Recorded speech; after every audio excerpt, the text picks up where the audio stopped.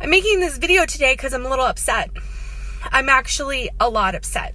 Like, a really lot upset. I'm really pissed off, actually. It's been 1.5 years since I was in a mental hospital.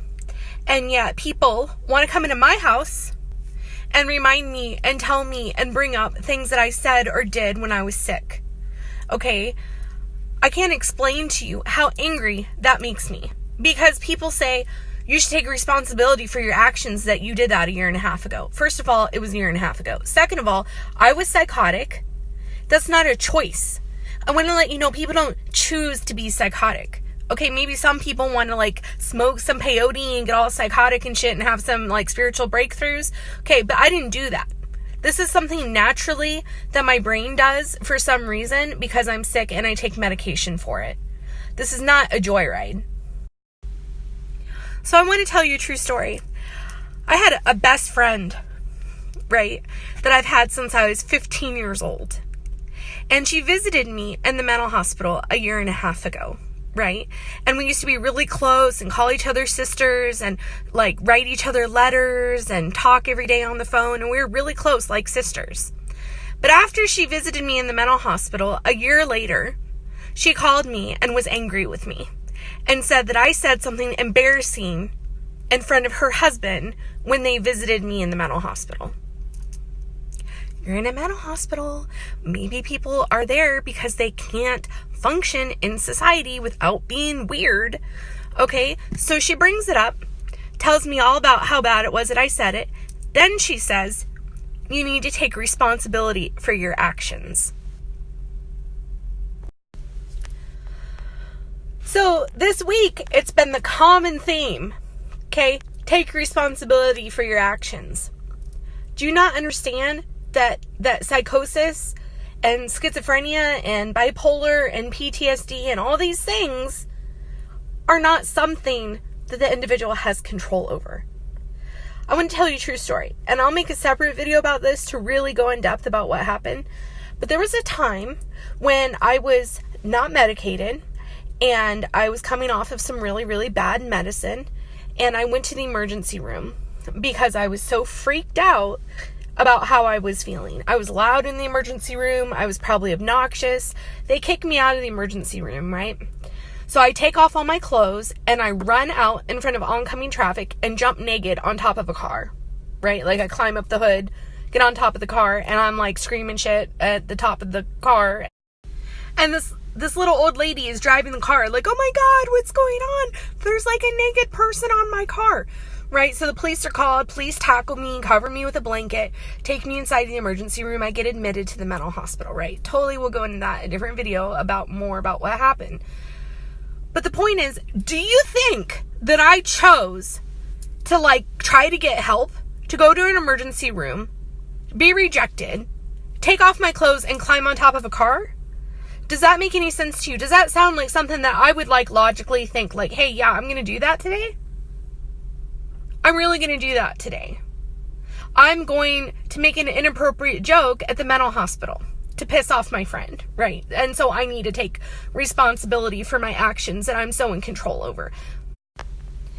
If you have a person in your life that is suffering from mental illness or some kind of psychosis or, something like that, or even depression, this is not something that people have control over. Now, I personally don't have depression, so I probably shouldn't talk about that, right? But what I do know as someone who has been diagnosed with schizophrenia, someone who has been diagnosed with schizoaffective, someone who has been diagnosed with bipolar and borderline personality and PTSD and blah, blah, blah, blah, blah, blah, blah, all this stuff, I didn't choose this.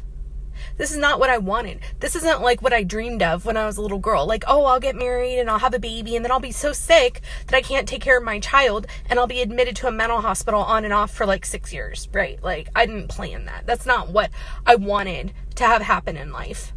And I'm really sick of people acting like I need to take responsibility for that. This mental illness has affected everything in my life.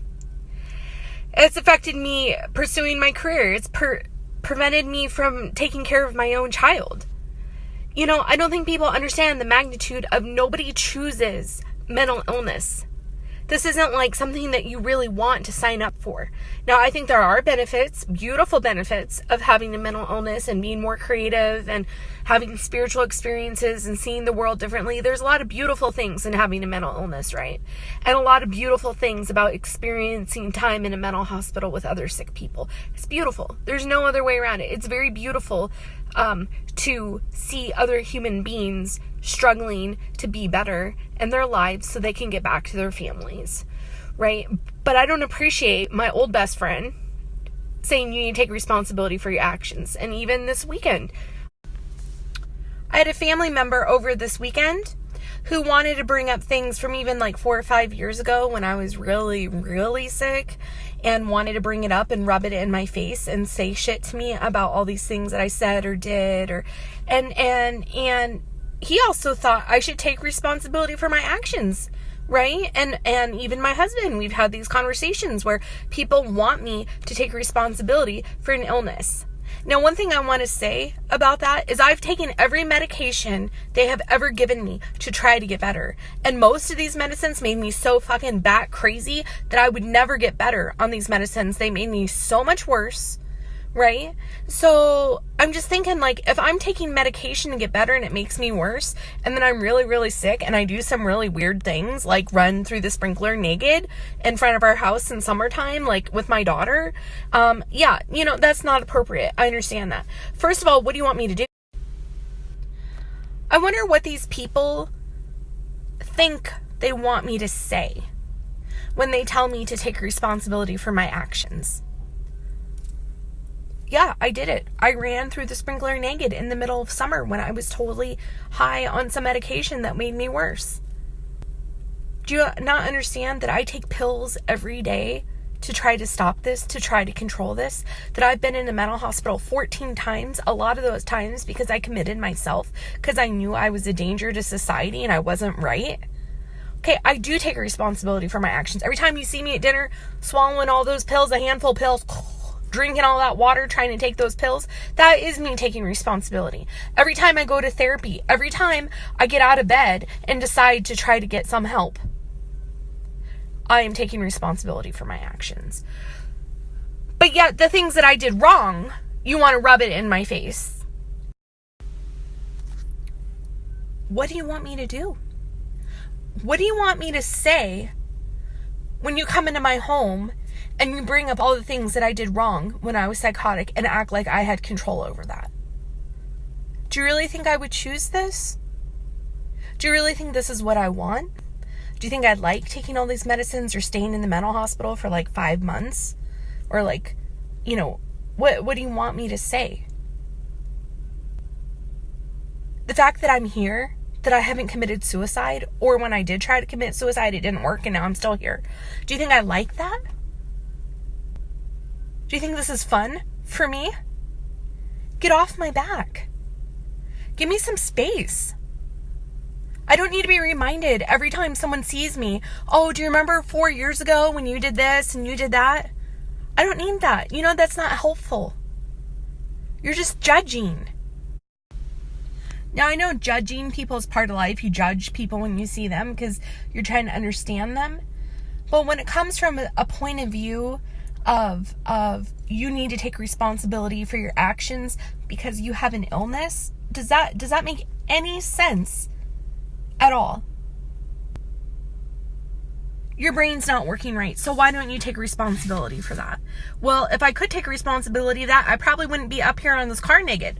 I wouldn't be going through the sprinkler in the middle of summer naked and with all my neighbors out like calling the cops on me because there's some big fat naked woman running around, right? This is not something that I should have to be accountable, especially when I'm on brain-altering medications that you're making me take.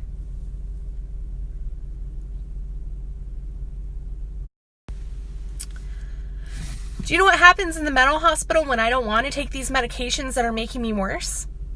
They tie me down. They inject me against my will with drugs. They grab me. They're holding me. I'm screaming, please don't make me take this medicine. It's making me worse. And yet they inject me with it. Right? So, and then people judge me for being weird.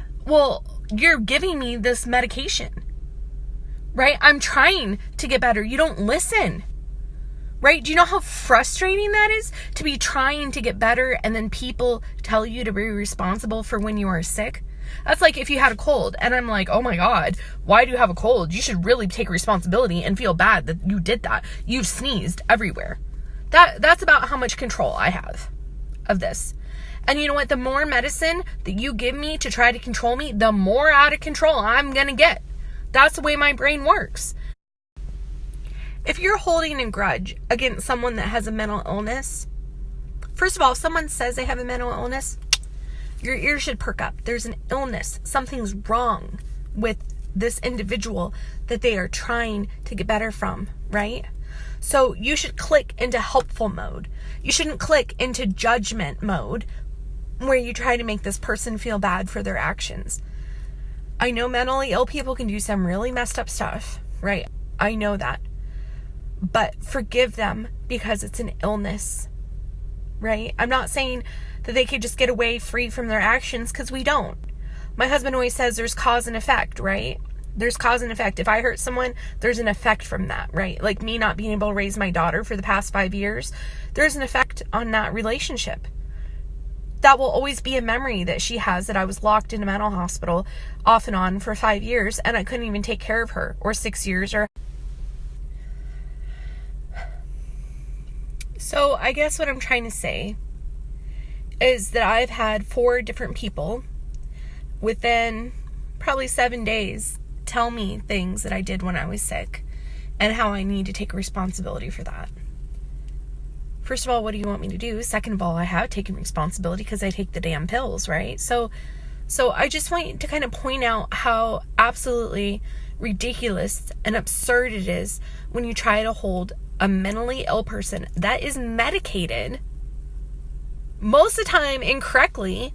You know what? I'd like to see how you do on these drugs. I do. I wish that someone could tie you down and inject you with risperidone or geodone or all these other lithium, all this kind of stuff. See how you do. Because you know what? It's a living hell. It's horrible. Nobody would ever want to go through this. Honestly, you feel like a human guinea pig. And the worst part about mental illness is you lose who you are. You lose your capability to think things through and be yourself. And these medicines can turn you into someone that you're not.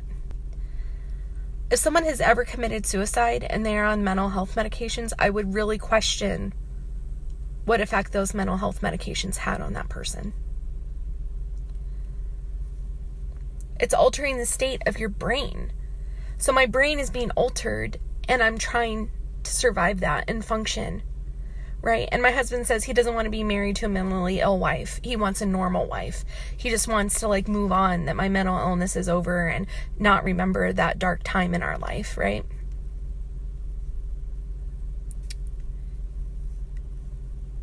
It's not that easy. You can say all day and night that you want me to be held accountable for my actions.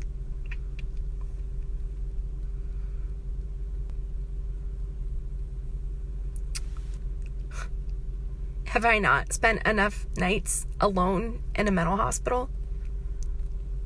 What else do you want to punish me with? Really, it's already bad.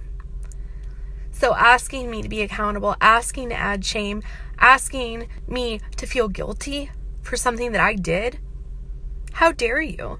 How dare you try to hold me accountable when I'm fighting to just stay alive and be a wife and a mother and try to get better?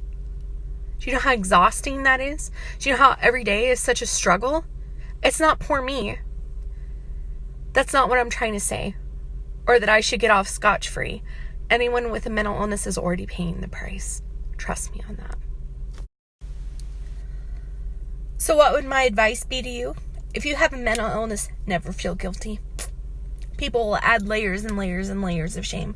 But you know what? You already know inside yourself that you're fighting and you're trying to get better. And don't let anybody else guilt trip you. Oh, remember when you did that? And oh my gosh, you were naked on top of that car, girl. And no, you know what?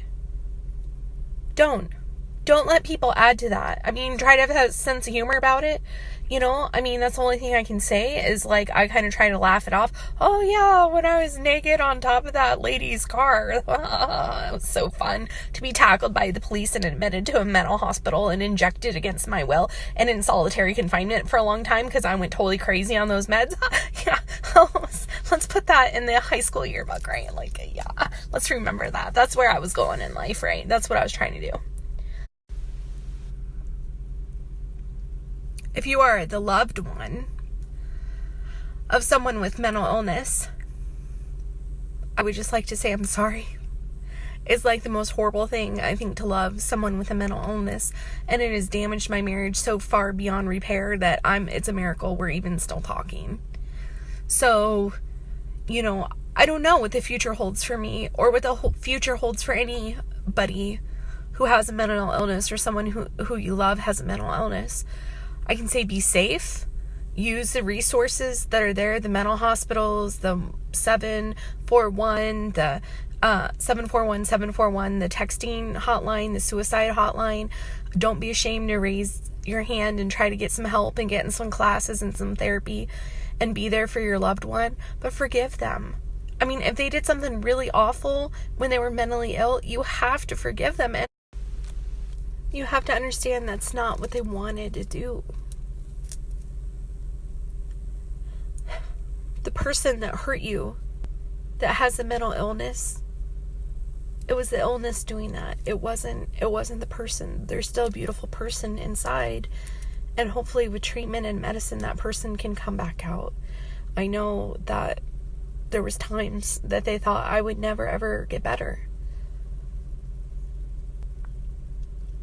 And it was really, really bad for me. Really, really bad. But, you know, with and I don't want to say that I never gave up because I did attempt suicide. So I did really try to give up. It just didn't work. Look, the sun completely set. I've just been out here talking and the sun set. So I will end tonight with this.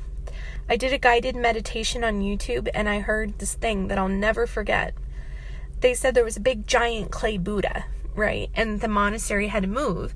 And they had to move this big old Buddha somewhere else. So they brought in a crane and tried to pick up the Buddha. And it started to crack. This big clay Buddha started to crack and crack and crack. And they're all worried that this Buddha's going to get destroyed. And they had to stop. And they put tarps over it because it was raining. And they're just really upset that this Buddha's going to be ruined. And it will never be better. And then the monk went out in the middle of the night to check on it. And he saw something shiny inside the clay. And he chipped a piece of clay off. And it was shiny. And he kept chipping and chipping until there was no mud left on this big clay Buddha. And when they chipped all the clay off, it was a 10-foot gold Buddha. And that Buddha is you. Not that you're Buddha, but that underneath all that mud and all that clay is your spirit. And your spirit is so shiny. Try to chip it off and get back to that. And don't give up that you're golden. Bye.